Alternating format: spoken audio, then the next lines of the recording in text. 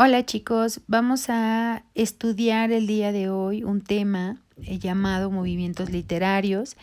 Entonces, pues vamos a empezar explicando que, pues las expresiones artísticas en general están influenciadas por la época en la que fueron realizadas. Es decir, todas las expresiones artísticas van de acuerdo al contexto que las rodea. Esto ya lo hemos platicado en muchas ocasiones.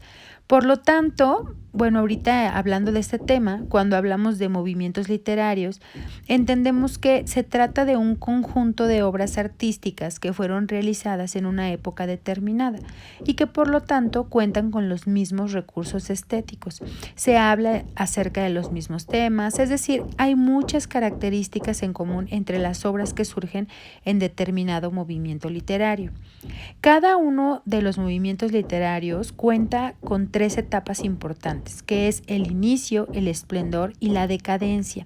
Los cambios que se dan entre cada uno de los movimientos literarios no se dan de un día para otro, es decir, son de forma paulatina. De hecho, hay algunos movimientos literarios que se dan de forma simultánea, es decir, en lo que todavía está uno, va surgiendo otro. Ok, pues vamos a revisar algunos de los movimientos literarios que se han dado a lo largo de la historia y vamos a iniciar con el clasicismo, el cual se da en Grecia en el siglo V antes de Cristo y dura hasta el siglo V después de Cristo, es decir, tiene un periodo muy largo en el que se dan estas obras. Una de las características más importantes de esta literatura es que hay literatura épica, la cual habla de dioses y de héroes que cuentan pues la historia y los mitos de esa época, ¿no? Este tipo de literatura se daba normalmente de forma oral, ya que en ese tiempo pues no se había inventado la imprenta.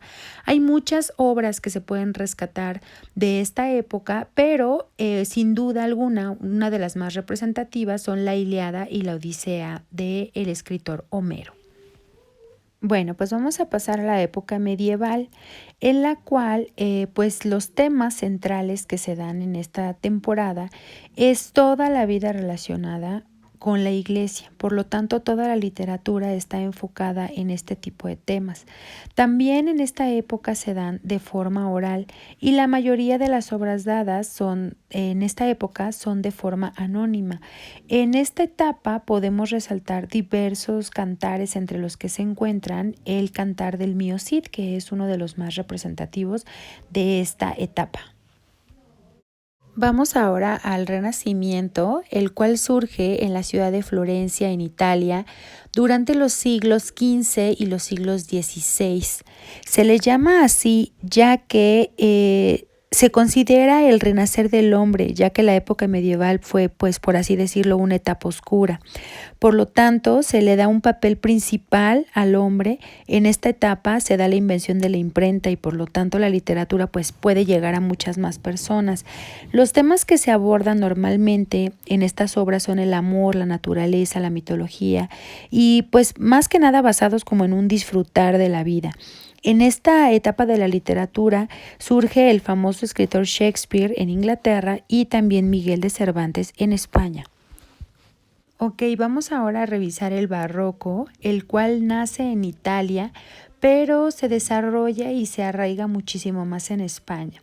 Una de las características importantes de esta época es que las representaciones son muy exageradas. En el ámbito de la literatura, pues ocupan palabras muy rebuscadas y este tipo de cosas, ¿no?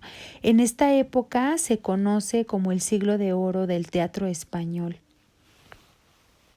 Bueno, pues cuando termina el barroco inicia el neoclasicismo.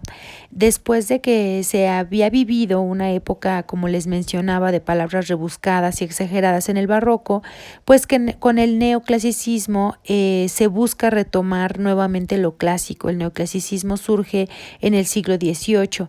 En este momento también es cuando se da la ilustración e inicia la etapa contemporánea de la humanidad.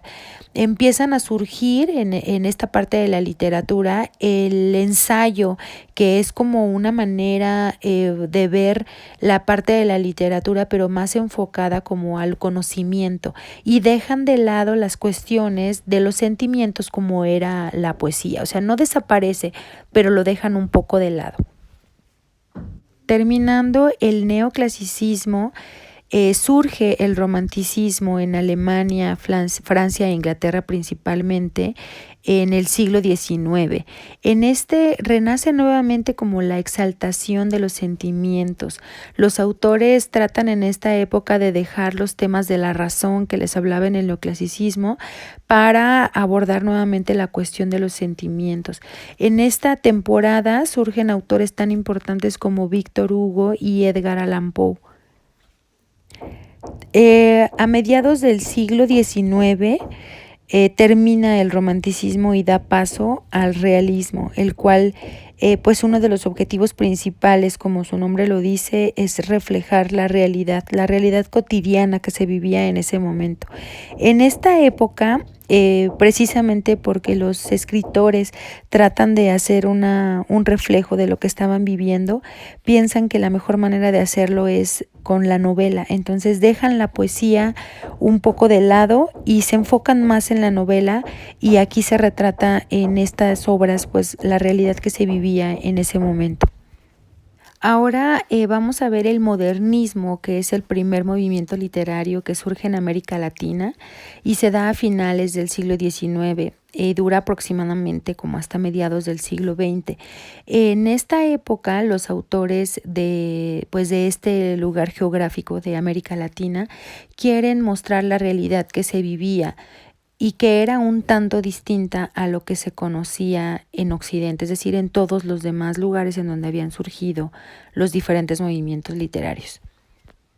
Y por último, vamos a hablar acerca del vanguardismo, que es una época en la que surgen varios movimientos literarios de manera simultánea, como son el futurismo, el dadaísmo, el creacionismo, entre pues muchos otros. Esta época se da aproximadamente el inicio más bien de esta época se da entre la Primera y la Segunda Guerra Mundial y dura durante todo el siglo XX. Una de las características de esta época vanguardista es que cada uno de los movimientos va luchando por ser como que el más original.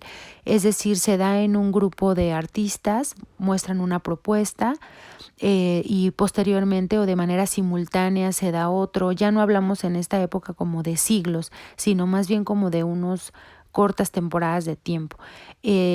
Una de las características importantes pues es que se dan muchas rupturas de la literatura tradicional. Bueno, chicos, pues espero que les haya gustado la clase del día de hoy.